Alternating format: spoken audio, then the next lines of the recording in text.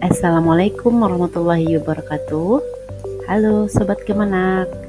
Pada video kali ini kita akan membahas tema tentang kenaikan pangkat PNS. Kenaikan pangkat adalah sebuah impian. Tapi sudahkah Bapak Ibu tahu aturan mainnya? Jangan sampai terlewat ya. Inilah beberapa hal penting yang mesti diperhatikan mengenai aturan kenaikan pangkat PNS. Yang pertama, apa sih kenaikan pangkat itu?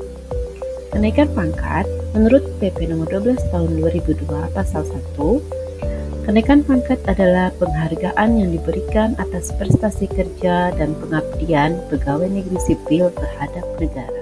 Dasar hukum kenaikan pangkat terdapat dalam Undang-Undang nomor 20 tahun 2023 tentang aparatur sipil negara, Peraturan Pemerintah nomor 12 tahun 2002 tentang kenaikan pangkat pegawai negeri sipil, PP nomor 17 tahun 2020 tentang manajemen PNS, serta peraturan Kepala BKN dan keputusan Kepala BKN. Dan yang terbaru yaitu peraturan BKN nomor 4 tahun 2025 tentang periodisasi kenaikan pangkat PNS. Usul kenaikan pangkat PNS sesuai peraturan BKN yang terbaru nomor 4 tahun 2025 dalam 1 tahun ada 12 periode, yaitu 1 Januari, Februari, Maret, April, Mei, Juni, Juli, Agustus, September, Oktober, November, dan Desember. Selanjutnya, mari kita bahas tahapan alur kenaikan pangkat PNS. Yang pertama, pengajuan usulan.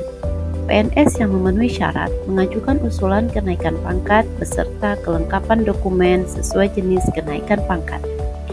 Yang kedua, verifikasi oleh instansi. Unit kepegawaian instansi menghimpun dan memverifikasi usulan. Jika berkas lengkap, instansi mengunggahnya ke dalam aplikasi manajemen ASN yaitu SIA ASN. Yang ketiga yaitu verifikasi oleh BKN.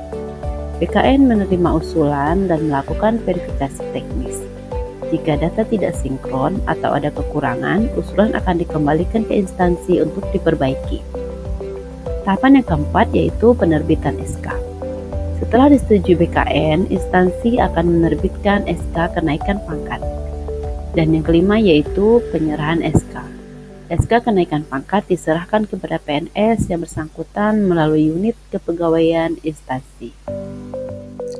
Kenaikan pangkat PNS terkadang dianggap sulit oleh beberapa jabatan tertentu, seperti jabatan fungsional. Karena untuk jabatan fungsional ada syarat khusus seperti harus terpenuhinya penilaian angka kredit. Nah, untuk menghindari pengembalian berkas oleh BKN, apakah itu TMS tidak memenuhi syarat atau belum memenuhi syarat, pastikan dulu berkas yang Bapak Ibu ajukan sudah sesuai ya. Kenaikan pangkat sendiri ada beberapa jenis, diantaranya kenaikan pangkat reguler, kenaikan pangkat pilihan jabatan struktural, dan kenaikan pangkat pilihan jabatan fungsional tertentu.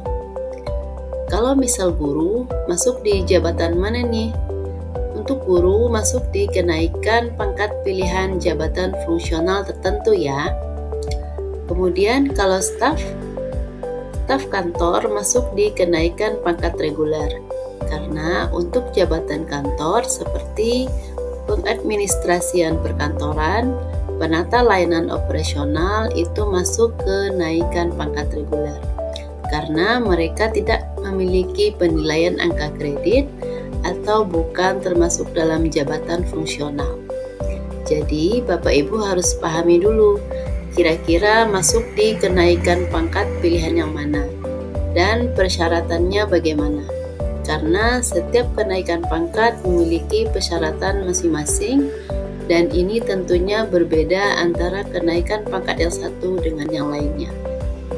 Yang pertama yaitu kenaikan pangkat reguler. Kenaikan pangkat ini diberikan kepada PNS yang menduduki jabatan pelaksana, di mana sekurang-kurangnya sudah 4 tahun dalam pangkat terakhir, penilaian prestasi kerja 2 tahun terakhir sekurang-kurangnya bernilai baik. Dan berikut untuk berkas administrasi yang harus dilengkapi. Yang kedua yaitu kenaikan pangkat pilihan jabatan struktural.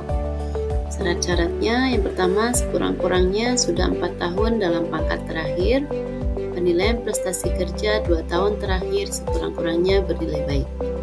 Dan berikut berkas yang harus dilengkapi. Yang ketiga yaitu kenaikan pangkat pilihan jabatan fungsional tertentu.